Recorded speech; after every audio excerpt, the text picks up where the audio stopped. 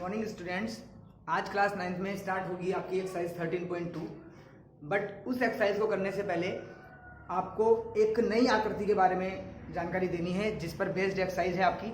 जैसे कि अभी हमने एक्सरसाइज 13.1 की थी, तो 13.1 में हमने क्या देखा कि मोस्टली क्वेश्चंस हमारे पास क्यूब और क्यूबॉइड के ऊपर आए थे, यानी कि घन और घनाभ के ऊपर। तो घन की आकृति आपको मालूम थी कि घन कैसे बनता है, जिसकी लंबाई चौड़ाई और ऊंचाई समान हो घन कहलाता है, और लंबाई चौड़ाई और ऊंचाई अलग अलग हो तो उसको कहा जाता है घनाभ, यानी कि क्यूबॉइड। तो अब करना क्या है कि एक्सरसाइज 13.2 में एक नई आकृति आती है जिसको कहा गया है बेलन। तो ये बेलन के ऊपर आधारित है एक्सरसाइज, जिसको हम इंग्लिश में बोल सकते हैं सिलेंडर। तो अब ये बेलन क्या है, किस प्रकार की आकृति है, तो देखिएगा इस प्रकार से होता है ये।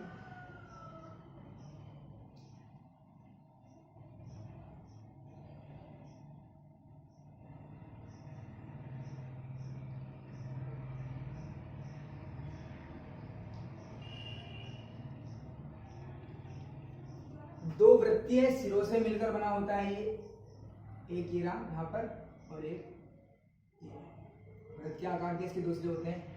हम घरों में भी कुछ ऐसी चीजें हैं, जैसे अब रसोई में इस्तेमाल होने वाला बेलन है, या कोई पाइप है, या बिजली का केबल का तार है, उस तरह की शेप जो है वो सब बेलन यानी कि सिलेंड्रिकल शेप में आती हैं।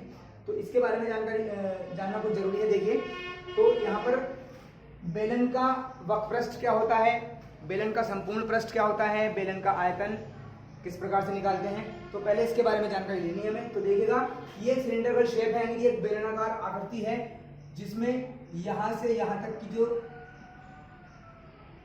दूरी है इसको हम इसकी लंबाई बताते हैं, ऊर्ध्वाधर ऊंचाई कह सकते हैं आप इसको। तो ये क्या है, इसकी h है, जिसको हम बोल सकते हैं ऊर्ध्वाधर ऊंचाई। उसके बाद ये क्या है, ये दोनों, ये वाला सिरा और ये वाला सिरा, ये दोनों वृत्तीय सिरे हैं, इसके वृत्तीय सिरा है। और उसके बाद इस वृत्तीय सिरे में ये जो ऊर्ध्वाधर ऊंचाई आ रही है यहाँ पर, यहाँ से यहाँ तक हम इसे वृत्तीय सिरे का व्यास कह सकते हैं। पूरा जो है ये क्या है, वृत्तीय सिरे का व्यास। और हम इसको आधा देखें तो ये आधा जब कहलाएगा, ये बोलते हैं इसको r, यानी कि ये क्या है, वृत्तीय सिरे की त्रिज्या। इस प्रकार से तीन चीज इसमें आपको दिखाई दी, दो चीज इसमें आपको दिखाई दी। एक तो h की बात हो रही है यहाँ पर, और एक बात हो रही है r की, यानी ये हाइट और रेडियस, r से रेडियस और h से हाइट। तो यहाँ पर कुछ फॉर्मूले हैं वो आपको पढ़ने हैं। तो देखिए किस प्रकार से, सबसे पहले हम पढ़ते हैं कि बेलन का आयतन। अगर आपसे इस बेलन का आयतन निकालने के लिए कहा जाएगा तो आप फॉर्मूला लगाएंगे पाई r² h, घन सेंटीमीटर या घन इकाई या घन मीटर। अब इसके बाद आता है इसका वक्रपृष्ठ, बेलन का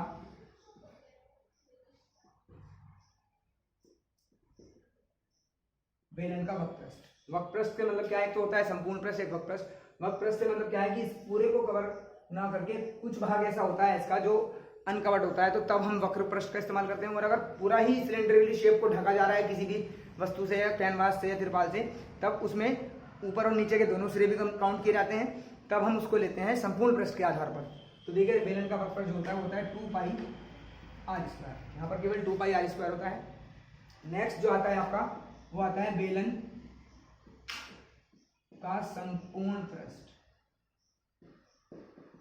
बेलन का संपूर्ण पृष्ठ ये आपका होता है 2 पाई r इंटू r+h कर सकते हैं आप, या h+r कर सकते हैं। तो ये तीन सूत्र आपके बेलन के हैं जिनको आपको याद भी करना है, और अप्लाई करने के बाद आप इस एक्सरसाइज को करेंगे।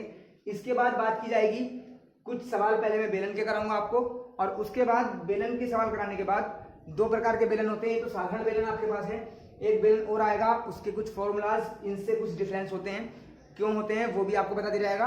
तो जो दूसरा टॉपिक होगा आपका इस बेलन से रिलेटेड, वो होगा खोखला बेलन, होलो बेलन, यानी कि होलो सिलेंडर। तो इससे आधार पर हम एक्सरसाइज 13.2 स्टार्ट करेंगे। तो आइए देखते हैं एक्सरसाइज 13.2 के कुछ क्वेश्चंस। आइए स्टार्ट करते हैं एक्सरसाइज 13.2। क्वेश्चन नंबर 1, देखिए इसमें सबसे पहले ऊपर ही लिखा गया है, ब्लैक हेडिंग से लिखा है बुक में, जब तक अन्यथा न कहा जाए पाई बराबर 22/7 लीजिए। यानी कि जब तक हमसे पाई की कुछ और वैल्यू ना दी जाए तब तक हमें पाई की वैल्यू क्या रखनी है, यहाँ पर 22/7 ही रखनी है हमेशा, जब तक हमसे और कोई वैल्यू रखने के लिए ना कहा जाए। तो क्वेश्चन नंबर 1 देखते हैं हम। क्वेश्चन नंबर 1 देखिए, एक ठोस बेलन की त्रिज्या, एक ठोस बेलन है, जैसे बेलनाकार आकार मैंने आपको बता दिया था कैसा होता है। तो एक ठोस बेलन है, उसकी त्रिज्या यानी कि r आपको दे दी है कितनी, त्रिज्या यानी कि r बराबर आपको दे दी कितनी है 4 सेंटीमीटर, और साथ में दे दी उसकी ऊंचाई, उस बेलन की ऊंचाई और त्रिज्या दोनों दे रखी है। ऊंचाई यानी कि h वो आपको दे रखी है 10 सेंटीमीटर। क्या करना है इसमें, बेलन का संपूर्ण पृष्ठ ज्ञात कीजिए। अभी फॉर्मूले जो आपने पढ़े हैं उसमें से है आपके पास। तो बेलन का संपूर्ण पृष्ठ बराबर होता है 2 r plus h। 2 into pi की जगह बताया आपको कि क्या लेना है 22/7। यहाँ पर आप लिख सकते हैं ऊपर ही पाई बराबर कितना लेना है, हमेशा आपको 22/7 ही लेना है।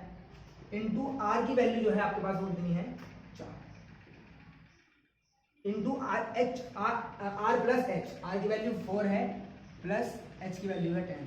तो यहाँ पर जब हम देखेंगे, क्योंकि हम संपूर्ण पृष्ठ निकाल रहे हैं, तो संपूर्ण पृष्ठ में 2 बीमारी ली जा रही है, तो त्रिज्या और एक ऊंचाई, और जब दोनों की मल्टीप्लाई होगी तो आपके पास जो रिजल्ट आएगा वो आएगा सेंटीमीटर स्क्वायर में, यानी कि जो इसकी इकाई होगी, मात्रक होगा, वो होगी इसकी सेंटीमीटर स्क्वायर। अब आगे देखेंगे, सोल्व करेंगे इसको। 2 इंटू 22/7 मल्टीप्लाई 4 और 10 को आप ऐड करेंगे तो 14।